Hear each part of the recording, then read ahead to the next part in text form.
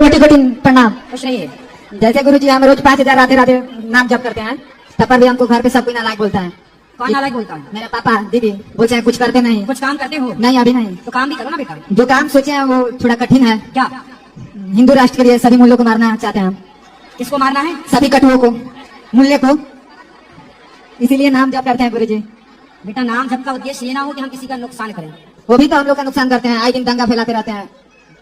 आपके अंदर पहले कुछ कमाओ बेटा, पैसा कमाओ, इज्जत कमाओ, समाज में नाम कमाओ। किसी का बुरा करने का क्यों सोचना है? आप सबका भला करने का सोचिए। गुरुजी हम लोग दिन वो बहुत बुरा करते हैं। क्या बुरा करते हैं? गाय काट देते हैं, लड़कों को काट देते हैं।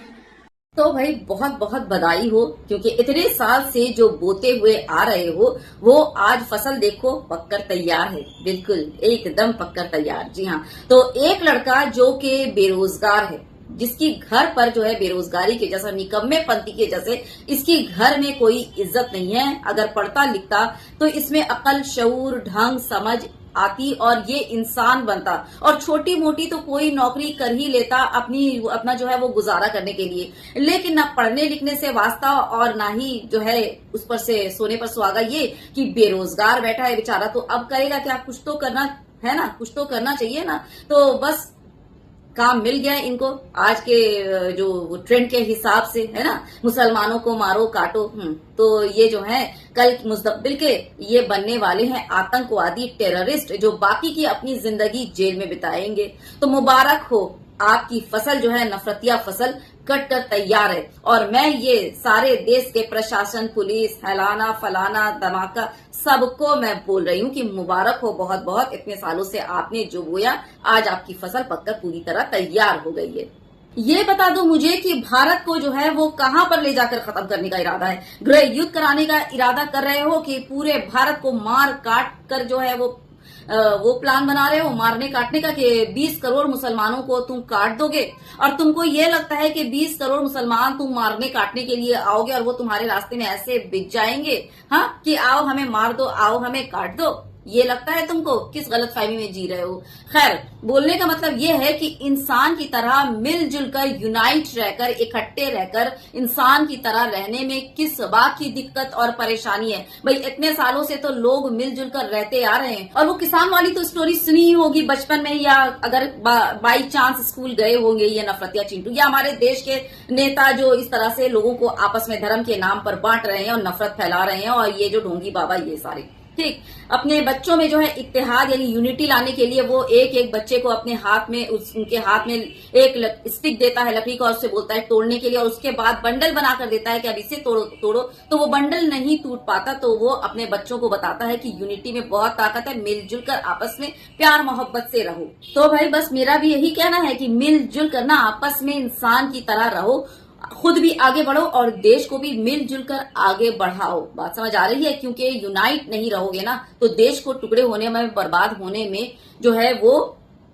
क्या बोलूं, और कहीं भी कोई भी हिस्ट्री उठाकर देख लो, किसी ने भी इस तरह से नफरत, फसाद और नफरत वाला जो जहां पर भी गेम खेला है ना, उस देश का जो है वो सत्यानाश ही हुआ है, वो देश बर्बादी हुआ है, तरक्की तो नहीं हुई उस देश में। हिस्ट्री उठाकर देख लो, सब मिलकर एक साथ चले हैं तो एक देश तरक्की किया है।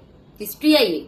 और सबसे बड़ी हिस्ट्री और मिसाल जो है ना वो हमारे देश की आजादी की जंग है, जो सबने, हर मजहब के लोगों ने मिलकर लड़ा था और हम लोग कामयाब हुए थे, और फिर जो देश जो है वो आहिस्ता आहिस्ता आगे बढ़ता गया। सबसे बड़ी मिसाल है। अगर बात समझ आती है तो ठीक, वरना अगर ठान ही चुके हो कि हिंदू राष्ट्र के नाम पर भारत को पूरा बर्बाद करना है तो अपनी नाजायज नस्ल और गटर की फसल को यूं ही तैयार करते रहो, कुछ नहीं होगा। लास्ट में यही होगा कि ये जो तुम्हारे घर के अपने बच्चे हैं ना, इनका मुस्तकबिल यही है कि ये किसी को जाकर नफरत में आग में झुलसते हुए, और जो जहर इनके रगों में भरा गया है ना, उस जहर का असर जब इनको दिखाएगा ना तो किसी को जाकर मारे काटेंगे, और उसके बाद अपनी बाकी की जिंदगी जो है ना वो कहीं जेल में सड़कर बिताएंगे। और एक जबरदस्त वाले जब जेल से निकलेंगे तो एक जबरदस्त वाले क्रिमिनल बनकर निकलेंगे। तो तैयारी कर लो हिंदू राष्ट्र के नाम पर अपने बच्चों की बलिदान देने की, और जो है अपने बच्चों को एक जबरदस्त क्रिमिनल बनाने की। और यहाँ इस सभा में ये जो कथा के नाम पर ये जो तमाशा चल रहा है ना, हाँ, और जितने भी लोग यहाँ पर बैठकर बेशर्मों की तरह, बेहयाओं की तरह अपना दांत निकाल रहे हैं, जिस लड़के की बात पर ये हंस रहे हैं, इसको अहमियत दे रहे हैं, और बाबा, ये जो ढोंगी बाबा, मीठा बाबा, ये जो इसका जवाब दे रहा है, जिस लड़के की खुद अपने घर में इसकी 2 कौड़ी की इज्जत है, यानी कि बोल लो कि बिल्कुल इज्जत ही नहीं है, उसका जो है ये उस तरह की जो है हेट स्पीच दे रहा है। आखिर मुझे ये समझ नहीं आ रहा है कि ये इतने नफरतिया स्पीच और इतने हेट स्पीच जो दिए जा रहे हैं, आखिर इन जैसे नफरतिया चिंटुओं को, जिनकी घर में 2 कौड़ी की औकात नहीं है, इनको शक्ति कहाँ से मिल रही है, कहाँ से इनको जो है ये सपोर्ट मिल रहा है कि ये खुले आम इस तरह से जो है नफरतिया भाषण दे रहे हैं और अपना जो है वो बता रहे हैं कि मैं ये करना चाहता हूँ। बताओ जरा, कोई इंसान कहेगा कि मैं इंसान को मारना चाहता हूँ? हद हो गई। और जो लोग इस सभा में बैठकर इस बेहुदा लड़के की नाजायज नस्ल की बात सुनकर दांत निकाल रहे हैं बेशर्मों की तरह, तो बता दूं कि वो यही चाहते हैं कि उनके घर का जो बच्चा है वो आतंकवादी बने, किसी को मारे काटे और उसके बाद अपनी बाकी की जिंदगी जेल में बिताए। और इस ढोंगी बाबा, इस मीठे बाबा की तो मैं बात ही नहीं करना चाहती। भैया, इसकी कोई गलती है ही नहीं, ये तो अपना बिजनेस कर रहा है, ये अपना पेट पाल रहा है, ये इसकी ये कमाई है, रोजी रोटी है, ये अपना वो जो चला रहा है, ठीक, तो गलती इसकी नहीं है। इसके सभा में बैठकर इस तरह के जो वो प्रोपेगेंडा हो रहे हैं ना, इन लोगों की गलती है कि किस तरह से, देखिए, भीड़ जमी है। ये है आपकी कथा, आप राम की कथा सुनाएंगे, आप महाभारत की कथा सुनाएंगे, आप अपनी मनुस्मृति वाली, मतलब जो भी आपकी धार्मिक किताबें, मुझे उतना नहीं पता, आप उनकी कथा, अपने भगवानों की कथा सुनाएंगे, ये यहाँ पर आप इस तरह के ये सब चीजें लेकर बैठेंगे। शर्म नहीं आती आपको? चुल्लू भर पानी है। वैसे भगवान, आप तो बड़े जो है वो क्या कथावाचक बने फिर रहे हैं ना, तो ये तो पता ही होगा कि ऊपर जाकर इस चीज का हिसाब देना। खैर, ऊपर की चिंता कौन करता है, जाने दीजिए। और ये ढोंगी मीठा बाबा, चाल इसकी देख लीजिए, इसकी चाल देख लीजिए, यह इसकी चाल। हाँ, ये जो है बैठकर अपने जो है धार्मिक कथा नहीं सुनाता, ये बैठता है मुसलमानों की चीजें उठाता है और विश्लेषण करता है। रमजान की कभी विश्लेषण करता तो कभी कुछ तो कभी कुछ, और जो है वो लोगों को धर्म के नाम पर बांटता है, आस्था के नाम पर बांटता है, जात पात के नाम पर ये जो है बाबा, ये ढोंगी बाबा, ये मीठा बाबा बांटता है। बताइए जरा, ऐसे ऐसे बाबा और इनके जो है चेले चपाटी और ये भक्त तो कैसे होंगे, कैसे निकलेंगे? ऐसे ही होंगे ना, नफरतिया। तो सीधे सीधी इस बाबा पर लानत है, धिक्कार है। 100 बार थूकती हूँ ऐसे बाबाओं पर जो देश में जो है वो आगे बढ़ाने के लिए नहीं, उन्हें पढ़ने लिखने या कुछ काम करने या अपना परिवार चलाने, ये सब जिम्मेदारी, एक जिम्मेदारी संभालने, ये सब नहीं सिखा रहे हैं। सिखा क्या रहे हैं? उसका पात का पानी मत पियो, इसका हाथ का पानी मत पियो, ये जो है तुम्हारा धर्म भ्रष्ट हो जाएगा। तो क्या वो रमजान का मतलब क्या?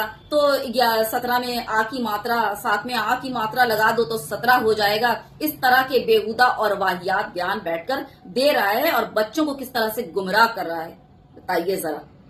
लोग सुनते हैं और अपनी दांत निकालते हैं बेशर्मों की तरह। लानत है। तो पानी भी सबके हाथ का नहीं पीना चाहिए। कहने का मतलब क्या है? राम मतलब तो समझ गए, जो सबके हृदय में रम जाए वो राम, और जान मतलब जाने की, राम जाने की ही। 70 में क्या जोड़ा कि 17 हो जाए फास्ट, माइनस की 53। अरे माइनस प्लस नहीं लगेगा, क्या की मात्रा जोड़ दो हो जाएगा 17। हाँ, तो देख रहे हैं।